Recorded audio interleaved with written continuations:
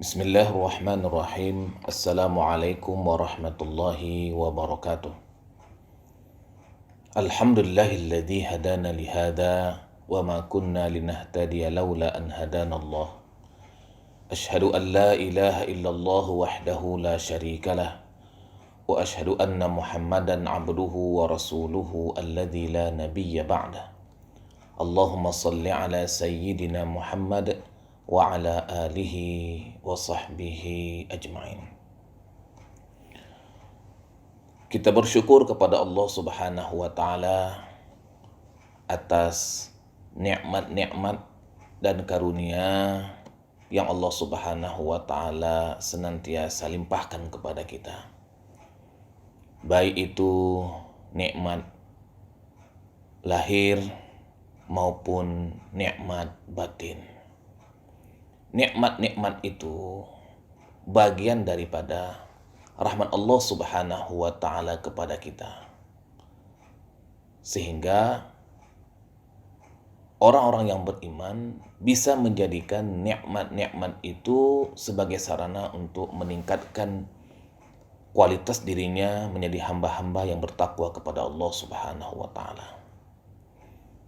Walaupun tidak kita pungkiri, ada sebagian di antara kita yang menjadikan nikmat-nikmat Allah Subhanahu wa taala itu justru menghantarkannya menjadi orang-orang yang tidak bersyukur, menentang perintah-perintah Allah Subhanahu wa taala.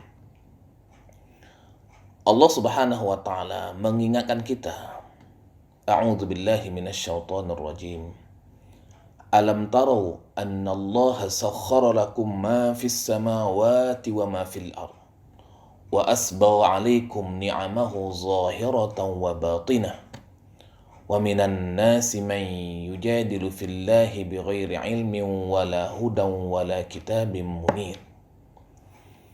Tidaklah engkau lihat bahwasanya Allah Subhanahu wa taala telah menundukkan apa-apa yang ada di langit dan apa-apa yang ada di bumi, dan menganugerahkan, mensibrahkan kepada kita semua nikmat-nikmat baik yang lahir maupun yang batin.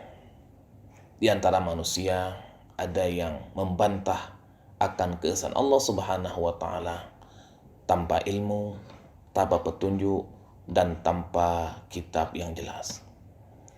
Ayat ini, jamaah yang saya muliakan, mengingatkan kita akan betapa besarnya nikmat-nikmat Allah Subhanahu wa taala kepada kita. Dan nikmat-nikmat itu adalah bentuk rahmat Allah kepada kita.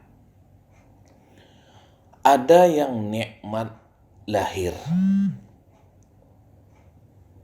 Kita mendapatkan harta, mendapatkan istri, mendapatkan anak, diberikan rumah, dimudahkan mendapatkan kendaraan.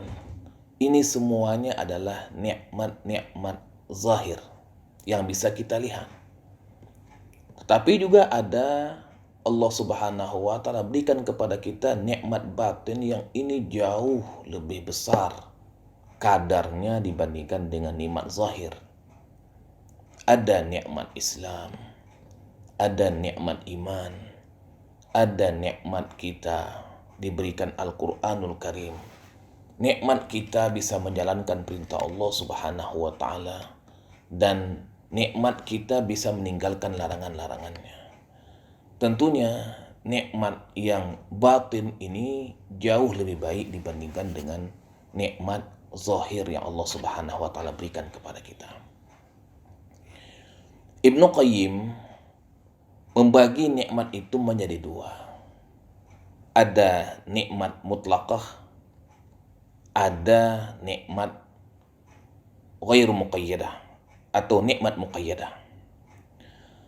Nikmat mutlaqah ini adalah nikmat yang akan menghantarkan kita kepada kebahagiaan abadi, baik di dunia maupun di akhirat. Nikmat mutlaqah inilah yang perlu kita cari dan kita kejar.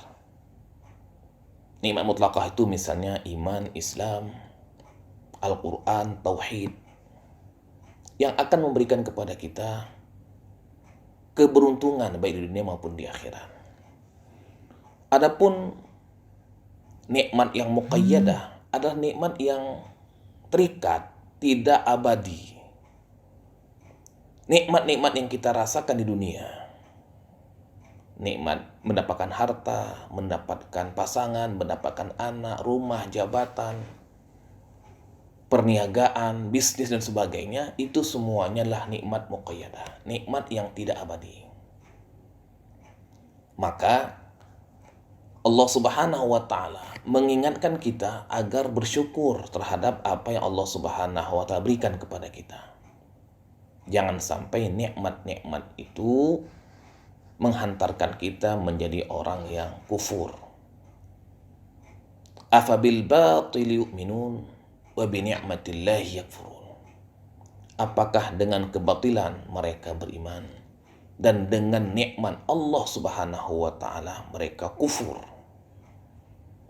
Afabi ni'matillahi yajhadun. Apakah dengan nikmat-nikmat Allah Subhanahu wa taala mereka menjadi orang-orang yang ingkar?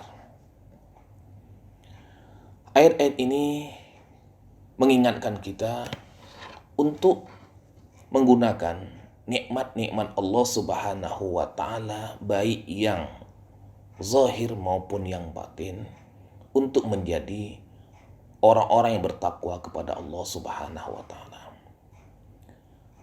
Walaupun kita dalam kondisi menghadapi ujian dari Allah Subhanahu wa taala dan wabah yang dirasakan oleh semua manusia, kita jangan lupa bahwa nikmat Allah Subhanahu wa taala kepada kita masih banyak. Yang diuji hanya sebagian yang Allah Subhanahu wa taala inginkan kepada kita.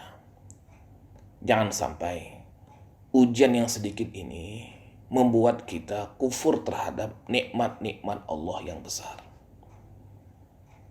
Jadi Ramadan mengajarkan kita untuk bersyukur terhadap nikmat-nikmat Allah Subhanahu wa taala baik yang zahir maupun yang batin. Puasa mentarbiyah kita untuk menjadi orang-orang yang bisa menggunakan nikmat-nikmat Allah Subhanahu wa taala untuk mencapai kebahagiaan yang hakiki baik dunia maupun di akhirat. Mudah-mudahan nikmat-nikmat Allah Subhanahu wa taala yang merupakan rahmat darinya ini bisa kita jadikan sebagai sarana untuk meningkatkan derajat kita di hadapan Allah Subhanahu wa taala. Wassalamualaikum warahmatullahi wabarakatuh.